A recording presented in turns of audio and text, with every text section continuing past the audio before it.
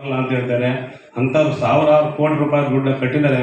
ಇದಕ್ಕೇನಾದ್ರು ನಮ್ಮ ಶಾಸಕರು ಮನಸ್ಸು ಮಾಡಿ ವಿಧಾನಸೌಧದಲ್ಲಿ ಚರ್ಚೆ ಮಾಡಿ ನಮ್ಮ ತಾಲೂಕು ದಂಡಾಧಿಕಾರಿ ಬಿಡಿದ್ದಾರೆ.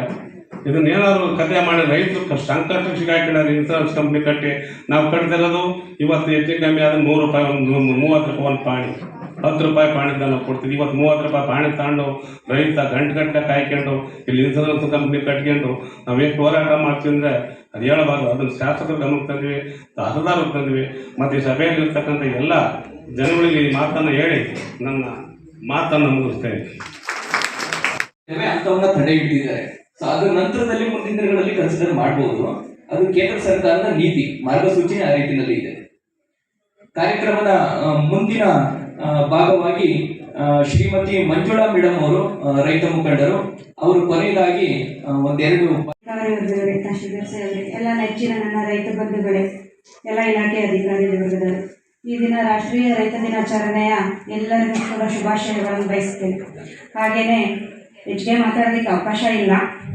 ಹಾಗಾಗಿ ಉತ್ತರ ಭಾರತದಲ್ಲಿ ಇನ್ನು 75% ಕೊಬ್ಬರಿನ ಏನ್ ಮಾಡಬೇಕು? ನಮ್ಮ ದೇಶದ ವಿದೇಶಿ ವಿನಿಮಯದ ಪ್ರಕಾರ ನಾನು ಮೊನ್ನೆ ಡೆಲ್ಲಿಗೆ ಹೋಗಿದ್ದೆ. ಅಲ್ಲಿ ಚರ್ಚೆ ನಡೀತು. ಚರ್ಚೆ ನಡೆದಾಗ ಅವ್ರು ನಮ್ಮನ್ನೇ ಕೇಳಿದ್ರು, ಆ ಮಂತ್ರಿಗಳು, ಇದನ್ನ ಯಾವ ರೀತಿ ನೀವು ಬಗೆಹರಿಸ್ತೀರಿ, ನೀವು ಯಾವ ರೀತಿ ಇದನ್ನ ಬಗೆಹರಿಸ್ಲಿಕ್ಕೆ ಸಾಧ್ಯ ಹೇಳಿ.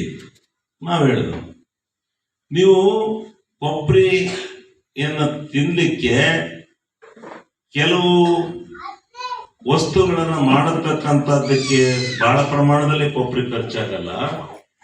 ನೀವೇನಿದ್ರು ಅದು ಆಯಿಲ್ ಪ್ರಾಡಕ್ಟ್. ಆಯಿಲ್ ಪ್ರಾಡಕ್ಟ್ ಅನ್ನ ಮಾಡೋದ್ರ ಮುಖಾಂತರನೇ ನೀವು ಈ ಕೊಬ್ಬರಿಗೆ ವೈಜ್ಞಾನಿಕವಾದ ಬೆಲೆ ಕೊಡಬೇಕು. ನಾನು ಹೇಳಿದೆ ಅವರಿಗೆ, ಪಾಮ್ ಆಯಿಲ್ನ ವಿದೇಶದಿಂದ ತರಿಸ್ಕೊತಾ ಇದ್ದೀವಿ ನಾವು.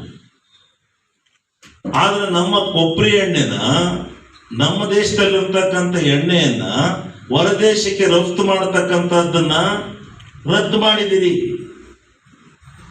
ಮೊದಲು ಕೊಡಿ.